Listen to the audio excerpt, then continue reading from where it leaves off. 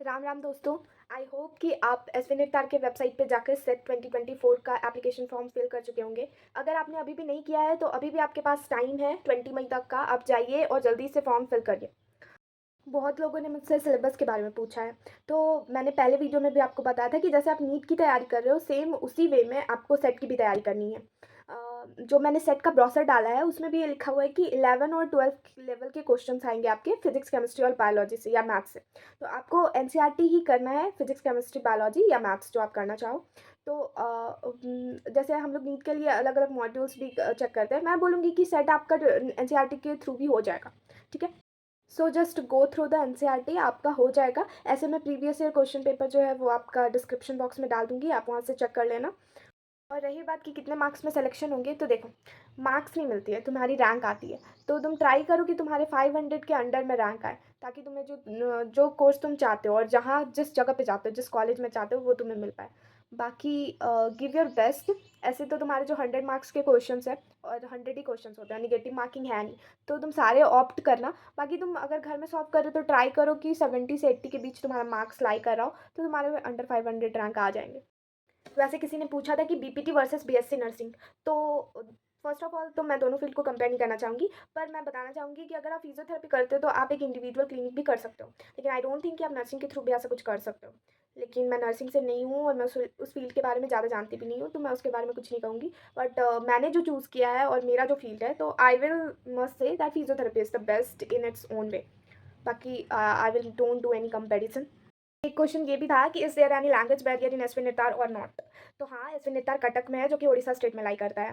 पर एसवी नितार एक autonomous body है जो कि सेंट्रल गवर्नमेंट के अंदर आता है। तो वहाँ पे ऑल इंडिया से स्टूडेंट्स हैं। हमारे कॉलेज में नागालैंड से लेकर हैदराबाद तक के स्टूडेंट्स हैं। तो obviously our professors uses English for their lectures. But Odia उनका मदर टंग है और वहाँ का रीजनल लैंग्वेज है। Sometimes they uses Odia, but if you can't able to understand you can frequently ask them to speak in English. ठीक है। ऐसा कोई भी लैंग्वेज बैरियर नहीं है एसवी नितार में।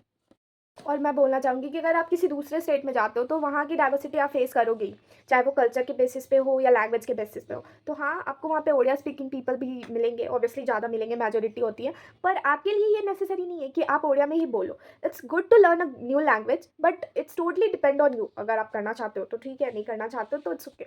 लेकिन अगर आप मेरे से पूछोगे तो हाँ, ओडिया एक बहुत अच्छा लैंग्वेज है। और आपको, अगर आप कहीं पे रह रहे हो, उस इन्वायरमेंट में घुलने मिलने के लिए आपको उस लैंग्वेज को थोड़ा तो सीखना चाहिए, एज़ पर माई ओपिनियन।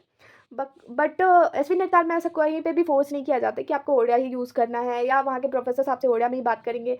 लेकिन हाँ, जो पेशेंट्स आते हैं वो ऑब्वियसली कि वो लोकल पीपल होते हैं और वो अपने मदर टंग में ही ज़्यादा कंफर्टेबल होते हैं। तो वो अगर एक डॉक्टर के पास या थेरेपिस्ट के पास कोई आएगा तो वो एक्सप्लेन करने के लिए ऑब्वियसली कंफर्टेबल होगा, तो वो ओडिया यूज़ करते हैं।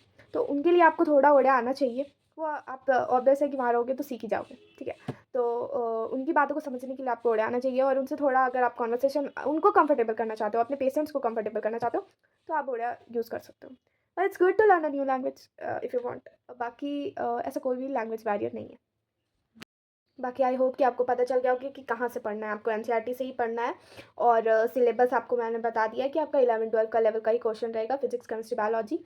और मैं फिर से एक बार रिपीट कर देती हूँ, जो आपका क्वेश्चन पेपर रहता है वो 4 सेक्शन में डिवाइडेड रहता है। पार्ट ए में आपका जनरल एबिलिटी और जनरल नॉलेज होता है, जो कि 10 मार्क्स का है। फिर फिजिक्स केमिस्ट्री बायोलॉजी या मैथ्स जो आप करना चाहो वो कर सकते हो, 30 मार्क्स का होता है। ऐसे रेफरेंस के लिए मैंने 2023 का क्वेश्चन पेपर डाल दिया है, तो जाके उसको चेक करो और सॉल्व करो। ऐसे पहले से जो आंसर स्टिक है उसमें वो ज़रूरी नहीं है कि सही होंगे, तो एक बार मैच कर लेना। एक्चुअली मैंने एक फ्रेंड से वो मांगा है। ठीक है। और अगर और भी कोई दिक्कत आती है तुम्हें तो प्लीज़ इन्फॉर्म करो, कमेंट करो। और अगर अभी तक फॉर्म नहीं भरा है तो जल्दी से जाके सबसे पहले फॉर्म भरो। ठीक है। Bye, have a good day.